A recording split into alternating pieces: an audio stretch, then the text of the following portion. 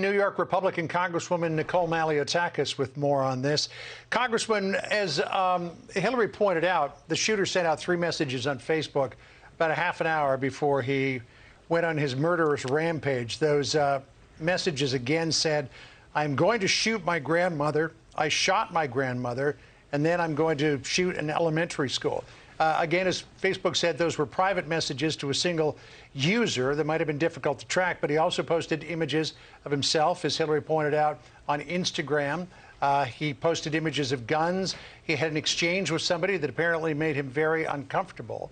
And we saw this before with the guy that shot up the New York City subway, that he had quite an extensive social media profile. Do social media companies have a responsibility to more closely monitor what's going on there in terms of potentially violent acts and helping to flag people who might commit them? Yeah, this is something that I think we're all grappling with right now. I think the issue is we do need to engage these social media companies. We need to engage law enforcement. We need to engage mental health providers. And certainly individuals who see these messages, they have a responsibility to also report it to authorities to try to prevent an attack. I think what you said earlier today was exactly right. When something like this happens, you hear the left calling for gun control, you're hearing the right calling for more law enforcement. I believe the answer is somewhere in the middle. And I think that we need to talk to each other, stop talking over each other.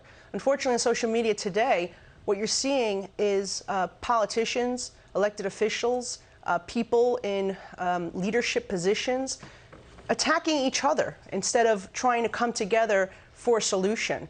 You know, in Buffalo, the shooting that took place there, that individual purchased those guns legally, even though New York has the toughest laws. But what does New York lack? You know, we saw Governor Cuomo's policies that closed thousands of mental health beds across the state.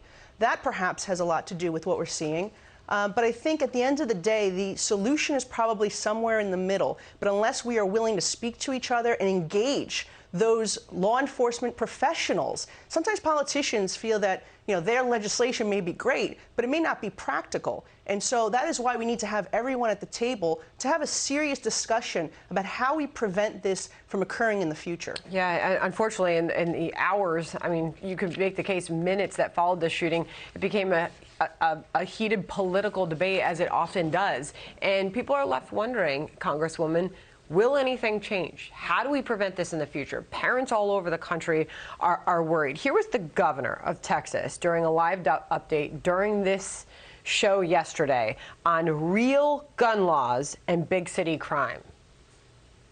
And I know people like to try to oversimplify this. Let's talk about some real facts. And that is, there are, quote, real gun laws in Chicago. There are more people who were shot every weekend in Chicago than there are in schools in Texas. Our job is to come up with real solutions that we can implement.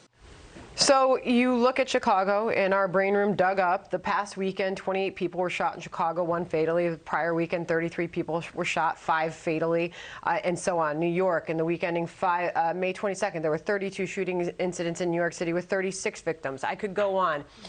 Do you think that is a fair comparison, and do you agree with the point that stricter gun control laws will not lead to less crime and less shootings?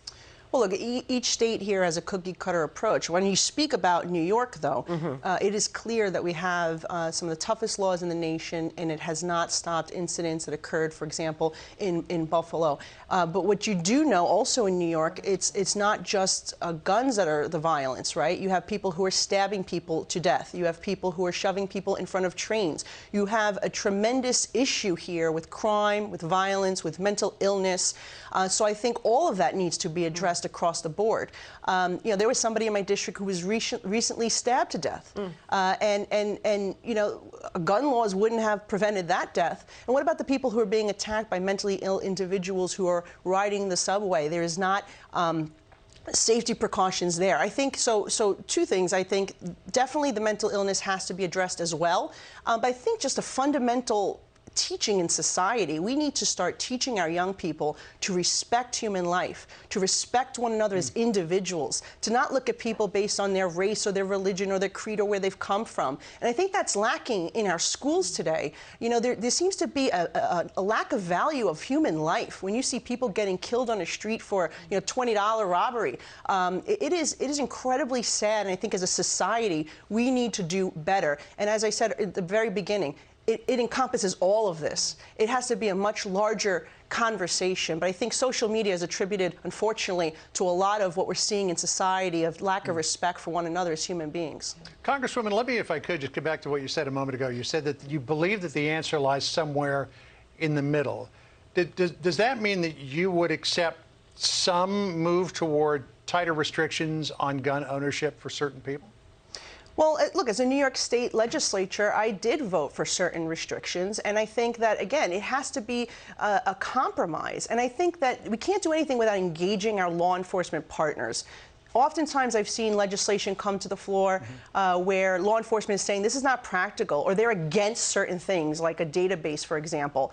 You know, we need to make sure that the people who are actually going to be enforcing these laws are there when we're writing these laws. Because at the end of the day, we need something that is practical. What good is it to have laws if in practice they don't work? The idea is to prevent something like this from happening in the future. And I do think that there is a balance to be achieved here if we just listen and engage and have a real discussion instead of looking to just score, you know, political points and, sadly, some who are politicizing a tragedy.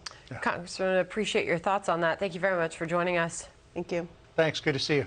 Okay. The search for a suspected killer wanted in the murder of a professional cyclist and